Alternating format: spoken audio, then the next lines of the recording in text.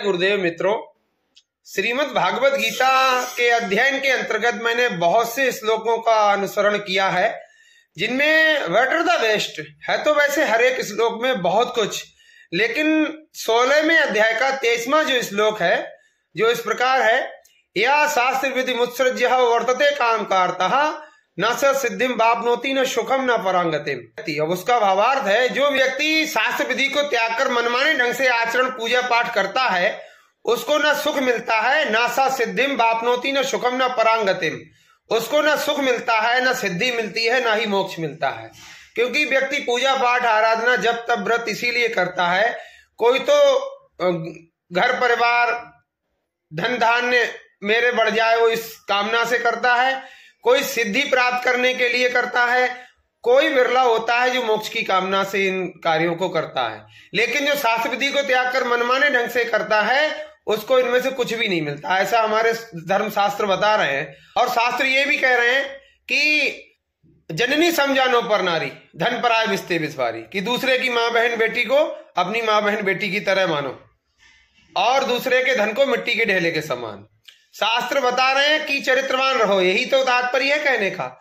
दूसरी बात यह है कि शास्त्र बता रहे हैं, गंगा जल कृत वारण जाना तदपि संत करें ते पाना, कि चाहे गंगा जल से ही शराब क्यों ना बनाई गई हो, फिर भी उसको सज्जन लोग नहीं उसका पान करते हैं। तीसरी बात आती है, शाकाहारी रहने के लिए मनुस्मृति में भी 5वें अध्याय के 51वें श्लोक में स्पष्ट लिखा है, अनुमंता विशस्ता निहंता क्रयी विक्रयी संस्कर्ता चोफरता चा घात कष्टाष्ट घात का, कि बद के लिए पशु बेचने वाला, बद के लिए पशु खरीदने वाला, पशु का वध करने वाला, उसका मांस बेचने वाला, मांस खरीदने वाला, मांस को पकाने वाला, परोसने वाला, खाने वाला, सभी लोग बराबर के भागीदार हैं उस पाप में।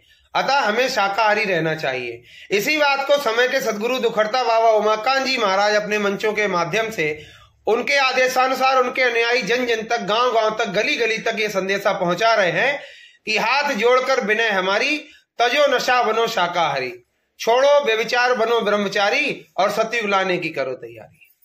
तो यही शाकाहारी सदाचारी नशामुक्त रहने का सार हमारे धर्म ग्रंथ हमें बता रहे हैं। वही इस समय पर बाबा उमाकांत जी महाराज सरल शैली में बता रहे हैं, जन जन तक, गली गली तक, गांव गांव तक ये प्रचार पहुंचा रहे हैं। सभी से प्रार्थना है, आप बाबा जी के संदेश को सुने, अमल करें और अपने जीवन में आज से ही आजीवन शाकाहारी सदाचारी नशामुक्त रहने का संकल्प कर लें। इसी में हमारी आपकी सबकी भलाई है।